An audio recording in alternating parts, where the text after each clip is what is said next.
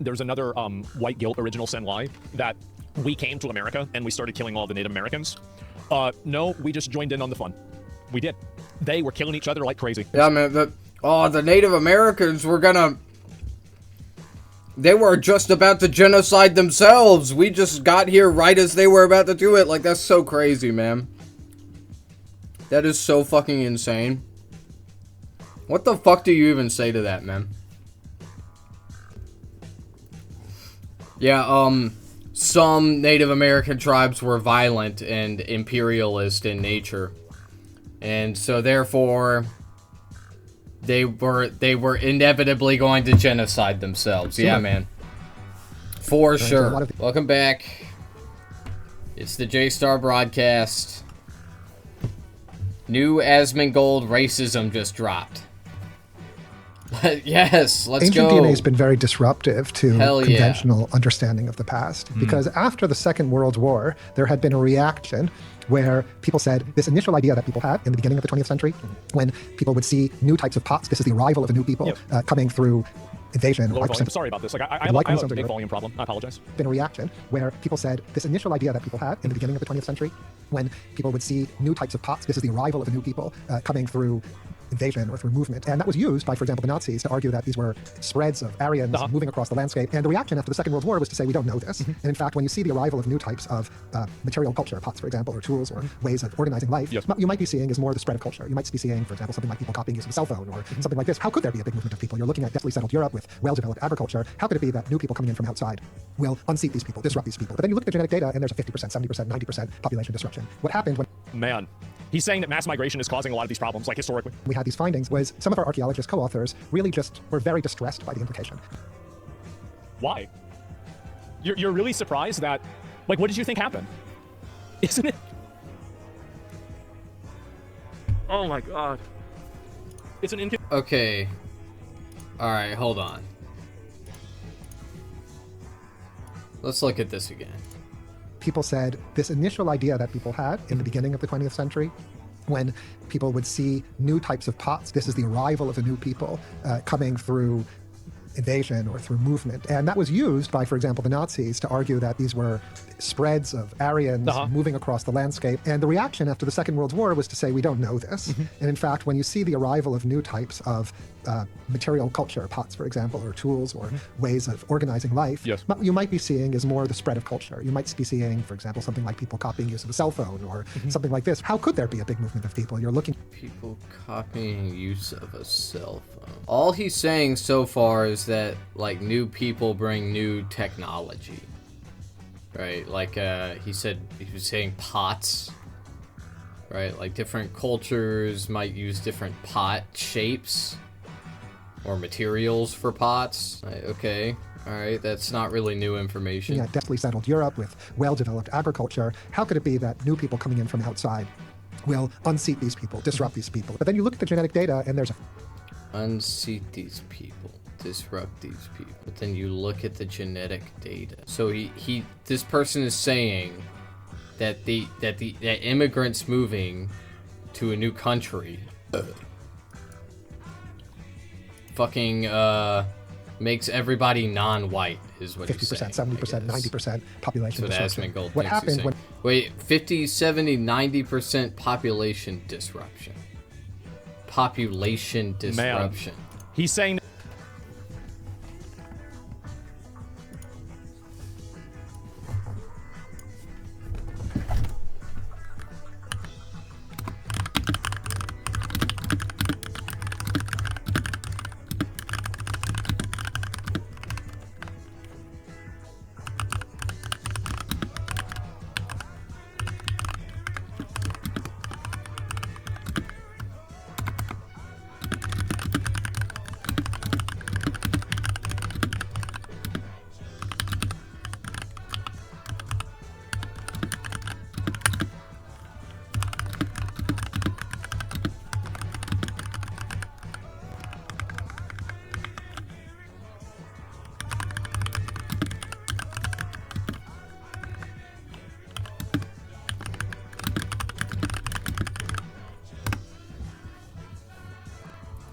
Yeah, so I've never heard anybody put it like this, the whole, like, pots thing. I mean, in America, we say, like, melting pot, figuratively.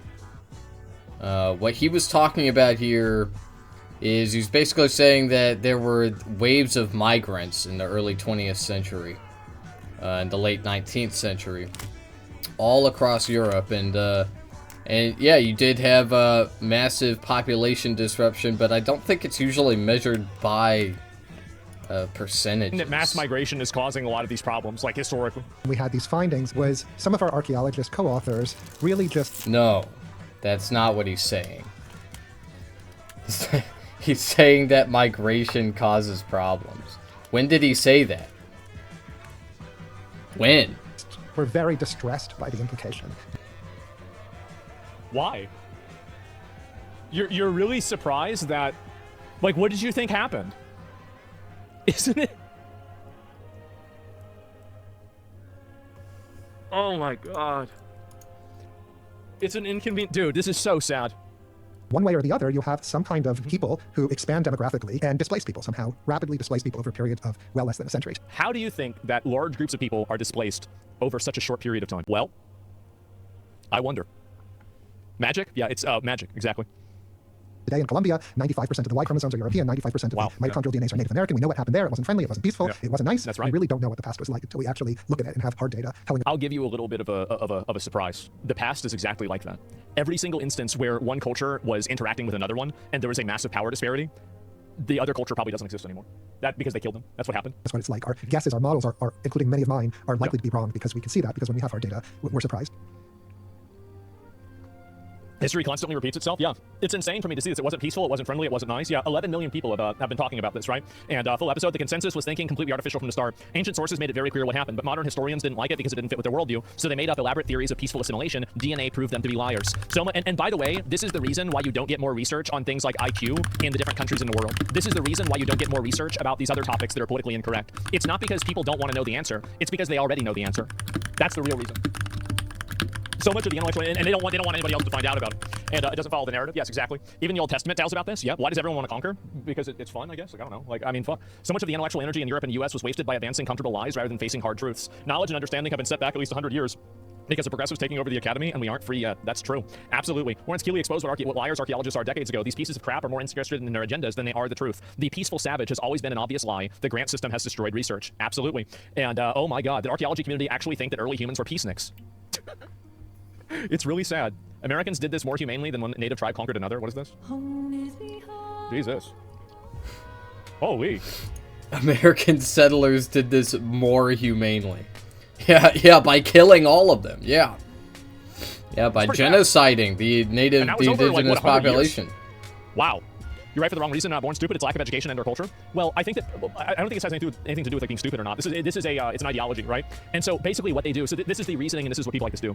They create these false conclusions from data, and then they use the false conclusions as a reference point that they can use to push a narrative that what you're doing is not historically supported, and this isn't what happened. So basically, what they let me think of a better way to say that, because that wasn't a very good way of explaining it.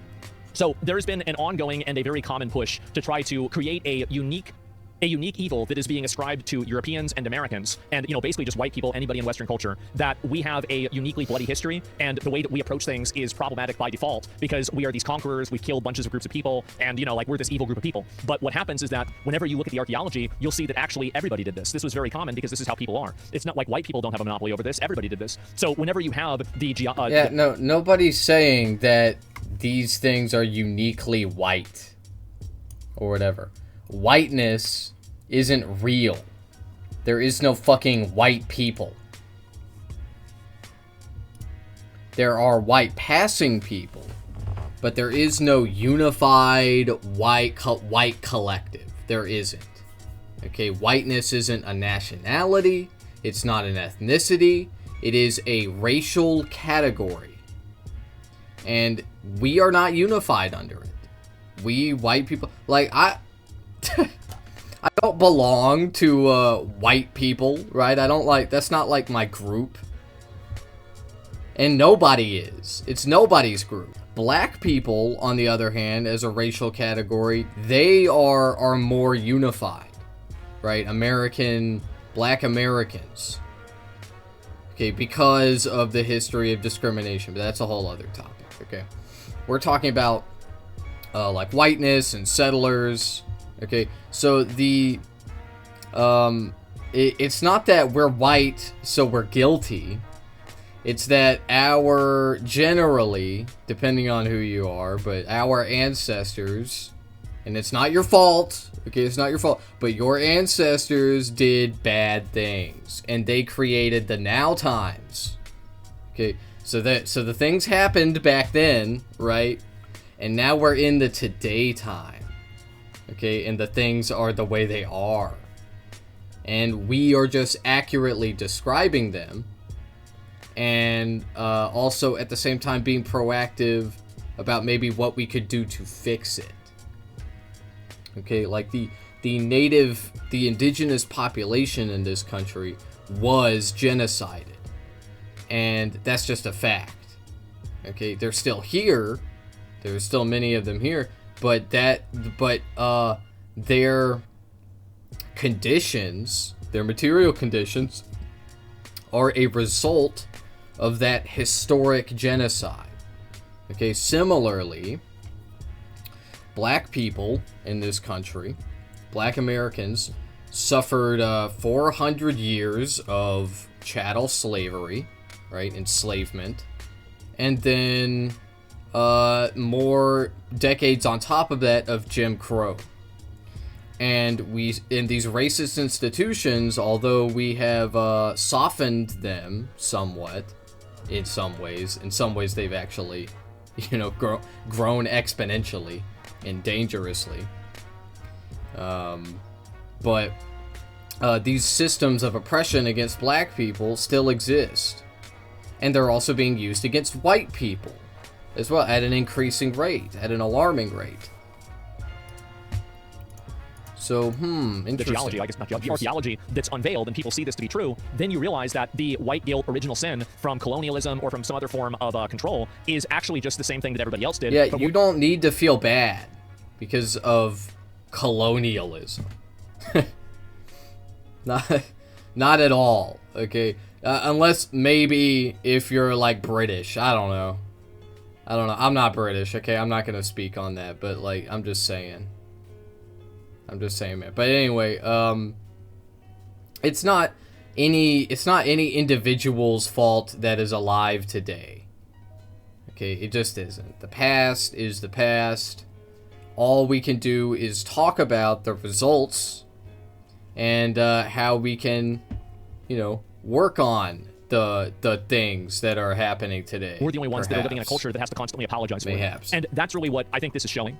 And that's the reason why they find it unsettling. It's because it completely destroys the original sin narrative that they've tried to give every single person inside of Western culture. Hopefully, is that a better way for me to explain it? I think that's maybe a little bit better.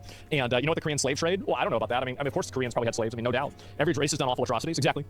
And so that's the reason why Korea had the longest uninterrupted slavery system in history. That's, see so much of this happening. Now you know what current Germans feel like, the guilt thing? Well, yeah, of course, right? But I mean, like, what are you going to do about it? Like, the problem is that, and this is the issue, is that it's not enough. A lot of people like me are extremely good at identifying problems. But the issue is that whenever people like me want to solve these problems, these solutions are seen as unacceptable. Okay, the Germans are interesting.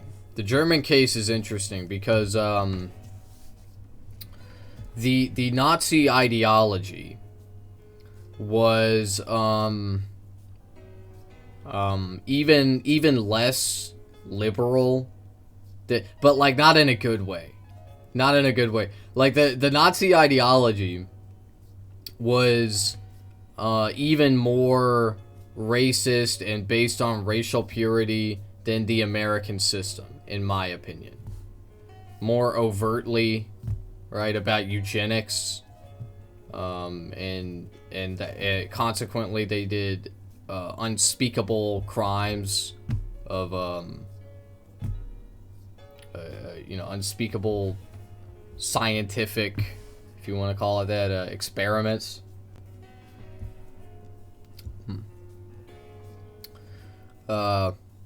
Anyway, basically what he's saying is like the Germans feel bad, right? And that's somewhat accurate, I would say. Maybe less so as the years go on. But like the collective guilt of the German people has been going on for a long time, since right after World War II.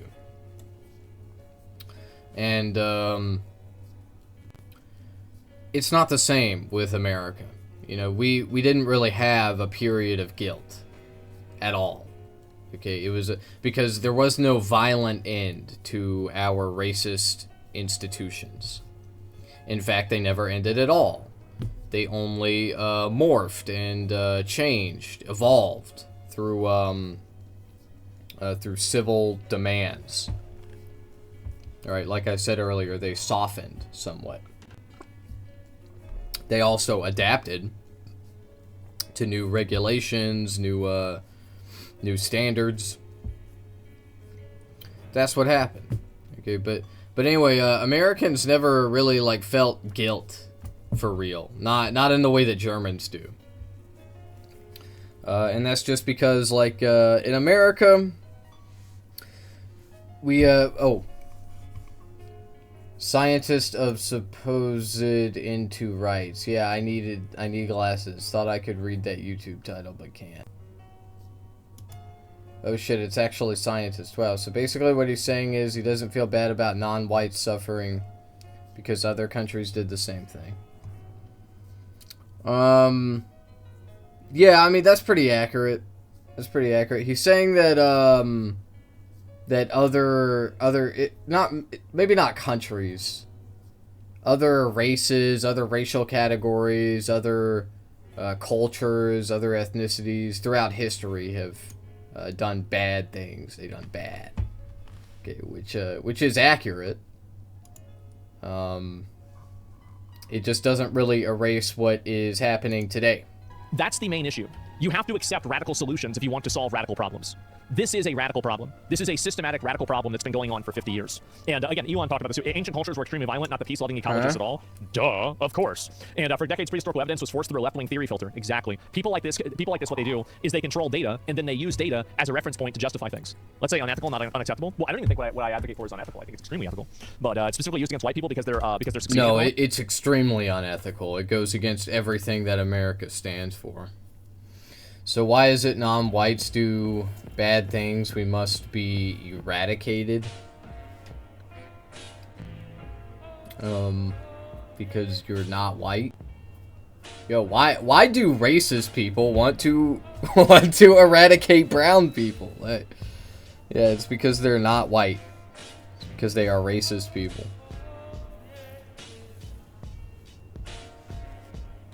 Well, I think that it's stopping. I do think that, like, because what's happened is that you've reached kind of like an inflection point with how much like DEI, diversity, inclusion stuff has effectively disenfranchised a lot of people, right? And it's also, by the way, it's not just white men; it's men of other races as well. Like Asian men are the victims of this. I also even think black men in some cases are victims of this. I think it's basically a system that's designed effectively to, basically put men last. Oh, okay. Oh, okay. Everyone's a victim of DEI. Only women. Yo, you know who's benefiting from DEI the most? Black women. That's it. And they're not brown. I mean, Asians are non-white and they have IG and great genes and they're not brown. I'm assuming you meant IQ. Yeah, what you're talking about is the model minority. The concept of a model minority. Okay, and it's also problematic. Look it up. First, and that's it, or somebody who model minority, sort of, invented gender identity, right? And that's really what's happened more than anything, and it's happening to everybody. He goes on further from here. Well, let me look. Oh, there's more of it. Okay, let me see what that is. Are you cleaning right now? Yes, I am. I am. I don't know how you noticed that, but so basically, I accidentally spit something out a little bit, and it was on my table, and it was gross, and I was like, I don't want to look at that, and so I ended up cleaning my desk right there. Also, most Asians are very pale or slightly tan, so why are they called non-white? Bro, it's all arbitrary. Like I understand what you're saying. It's just like it doesn't matter. You're trying to contradict something that is inherently contradictory. Like, well, I know I've told you this before. White people... What? White people... What were white people in the beginning?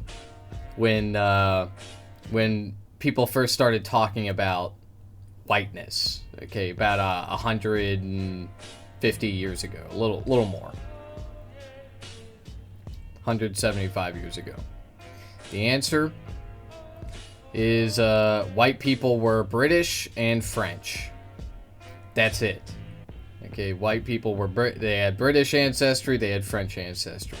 Those were white people. That was all white people, basically.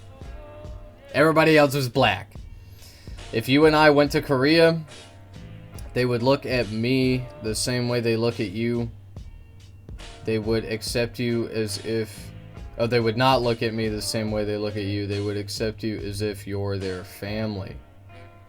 I don't know about Korea. I don't really think that's true, man.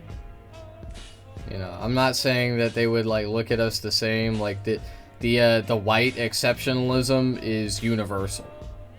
Okay, like it's a global thing. The white supremacy has gotten its tentacles into every orifice on the planet. Okay, I'm aware of that. So like white people are treated differently everywhere, but people be racist against white people. Okay, people, especially in Asian countries, they be xenophobic against white people. Asian girls love white men more than their old Asian men. Okay, man. You actually caught me. I figured just showing this might make people think something else. So I got the Windex too. But yeah, that's what it was. So I made sure my desk was clean. That's what it was. Yes, exactly. And it unfollowed. Well, I had to, right? I mean, like, it was gross. Yeah, it's disgusting. I don't want to have that. Okay, let me see this. So the DNA results was extremely disruptive to people in archaeology who had made these arguments that change wasn't possible in this very large-scale disruption probably didn't occur in the past. It did. It did. And what happened as a result from it? That's right. I love this. So it was a real challenge. It was a real challenge to our understanding of prehistory. It was sort of a case example. How could it be? Why is it a challenge? It's only a challenge because you don't like the conclusion. It's not a challenge. Like, any reasonable person could have come to this conclusion already. Prime example that's been important for me in showing that we really don't know what the past was like until we actually look at it and have hard data. Yeah, you do. Anybody could have told you this. Telling us what it's like. Our guesses, our models are including many of mine, are it's likely just to be wrong common because we can see sense. this White data. people are It being was replaced. So when what's happened in the last few years is there's been something of a reconciliation after the book. Archaeology is trying to reconcile itself with the DNA data, and it's arguing. I love it how conservatives will look at something and they'll just be like, I've made up my mind about what is happening, and therefore this supports my conclusion, and I'm not going to look any further into it. Genius. The subtlety of these interaction events. So people talk about what's happened in Britain, for example. Well, maybe the arrival of the Beaker phenomenon, which happens about 4,500 years ago, maybe it's not an invasion, maybe it's a kind of peaceful event, maybe the previous people, the reason we're seeing such a disruption is the previous people, we know they cremated their dead, and the Beaker people buried their dead. So it looks like a much more abrupt change than it did. Maybe what happens in Iberia when there's a 40% arrival of these foreigners from the east and 60% local people, but the Y chromosomes are completely replaced. So the local men don't sort of contribute their DNA to local layer populations. So a bunch of people from another foreign place came there and raped all the women and then took over, right? That's basically what you're saying? It looks somehow like that must be extremely disruptive to the local male population. But people are saying, well, maybe this is feeding choice. How can you extrapolate that? How could, what? No, man, there is no record of that. And there would be. There would be. There are fucking records of what the Mongols did. And that was like fucking 2,500 years ago or some shit. I don't know, man. You seem to watch these videos of racism, and at some point I'm just asking why. Clearly they see the white blonde as superior, and anything else is bad and low IQ. Well, why? Why? So, I talk about the why quite often. I feel like, why do I watch these people? And so anyway, I'll say it again. I watch these people because they have all the power. Okay, they're the rhetorical devices that Asmongold is using is what helped the current people in power get to where they are. Okay, like I was trying to combat this in the lead up to the election. But if you were paying attention to my content back then, I was watching very different people. because very different kinds of people were in power at the time. And that is, I was watching liberals. Okay, I was watching, what I like to call conservative liberals. Okay, or like, you know, moderates that might lean liberal on some issues, but really they're just conservatives in disguise. Okay, people like Destiny Orbiters. That's who I was reacting to at the time. Even a little Vosh. Okay.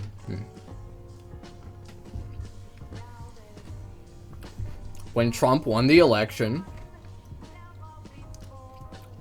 I started pivoting. Okay, and the first thing I did is I started watching a Zionist VTuber, Nux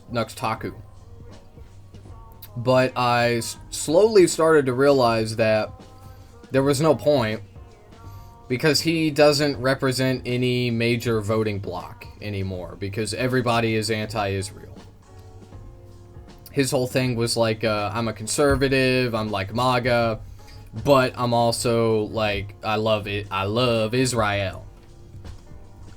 And I hate Muslims. And don't get me wrong, there's certainly animosity towards Muslim people, but things are changing. And the Muslim haters of this country are becoming more niche, I think. I'm not saying that it doesn't happen, though. I mean, maybe I am brainwashed, but I prefer fair-skinned black people over extreme dark. You know, brainwashing isn't the word I would use for you.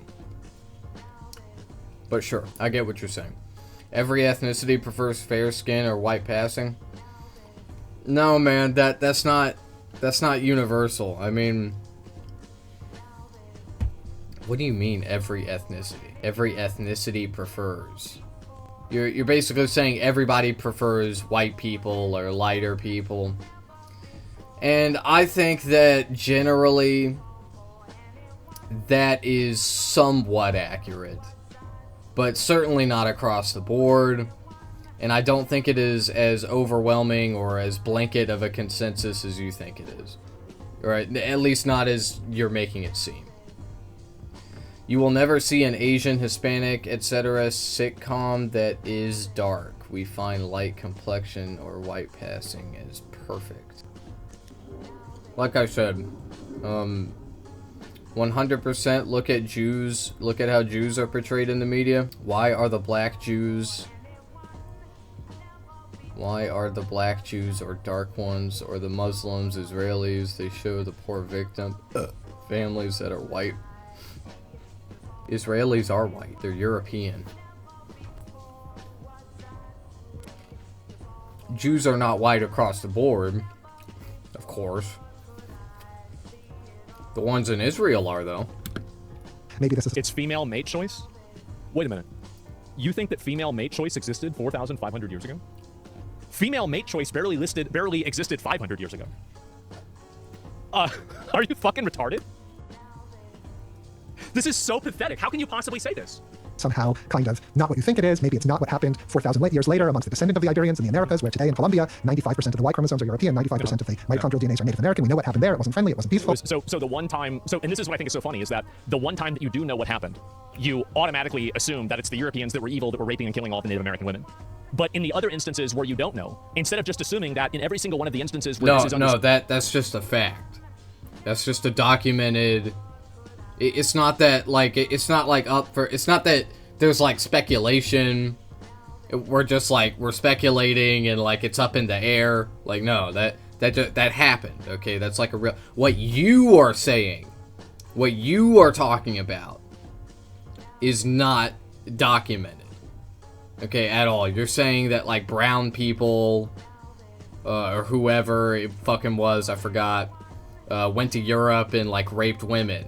Raped white people out of existence. Well, obviously that didn't fucking happen, because there's still white people there. The same thing happened. No, actually something different happened. Yeah. It wasn't nice, but maybe what happened in Iberia 4,000 years ago amongst these ancestors of people was much more peaceful, was much more... How do we have these simps going around looking this shit up? This is so sad. Oh my god. If you look at detail in Iberia, what you see is the period of this change is actually over 500 years. But if you look at a microscale, now that we have better data, it's immediate each place. So in southern Spain, it's very fast. And then in central Spain, it's a little later, but very fast. And so actually, there's these rapid changes occurring in one place or another. People thought in Britain maybe this was actually a slow process. But we now have data not yet published from the Netherlands, which is clearly the same population of Beaker people that's spreading in Britain. And there it's very disruptive. And you actually have the whole series of people before and after. You see that earlier corded ware people are local, which is actually very unusual for corded ware. This is literally one of the biggest lies in human history so far. I know, and it's been a lie that has been inflicted on Western populations for the last, I would say, 50 to 100 years. And it is an original sin, guilt, lie that's been associated with our culture and the way that we've evolved. And it's meant to delegitimize, demoralize, and demonize us as a people. That's exactly what it is. And now it's finally being revealed.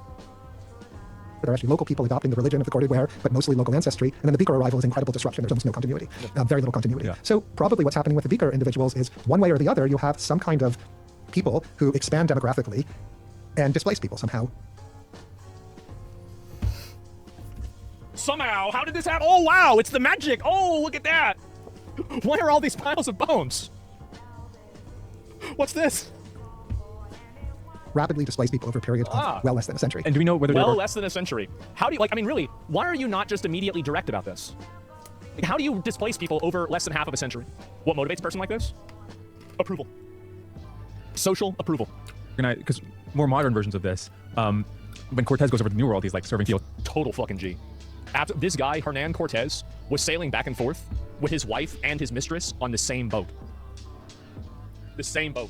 He had a mutiny. He came back to squash the mutiny. Oh, how do you do that over 100 years? There's a new generation of people every like 25 years. What do you mean? How do you do that? How do you think? They had died of disease. How'd your parents do it? So, no more problem. And my Cortez bad. is a lot fucking cooler than just in forgot. paper. Exactly. He actually strangled his wife. Why? To the Emperor of Spain and so forth, or like, I don't know, the Mongols and Genghis Khan or something. In this case, I assume there wasn't enough. Yeah, I'm sure that Genghis Khan. I'm sure that like I wonder what percentage of Mongolia is related to Genghis Khan. Like I'm sure that was all consensual, right? hierarchical organization that something like that was available, but there was enough. But that was documented. Like, we know that the Mongols sacked cities and that they raped women. They took women as slaves. Organized, I don't know if organized is the right word, but there was enough sort of like persistent persistent invasion that like we're gonna keep going from town to town, settlement to settlement until we've reached the ends of Europe. And so was it just like the Yamnaya were just lots of different independent groups that were doing this at the same time, or was it like how organized was this basically? What I mean to ask. So we don't know, and I think there's debates even about that. I think one example I've heard archaeologists I work with think about is the Comanche in the U.S. Southwest, where it's another. It's actually, this is another thing, is that there's another white guilt original sin lie that we came to America and we started killing all the Native Americans. No, we just joined in on the fun. We did. They were killing each other like crazy. Horse-based expanding group, and they expand super dramatically, in parallel to the Spanish expansion and alongside the U.S. expansion before encountering the U.S. Sort of militarized United States at some point. Wow. And it's local. There's local bands of people expanding. They go on campaigns. They expand to certain areas. It's the Beaker people and the Corded people. They're contemporary to ancient. Yeah, man. The Native Americans were gonna. They were just about to genocide themselves. We just got here right as they were about to do it. Like, that's so crazy, man. That is so fucking insane. What the fuck do you even say to that, man?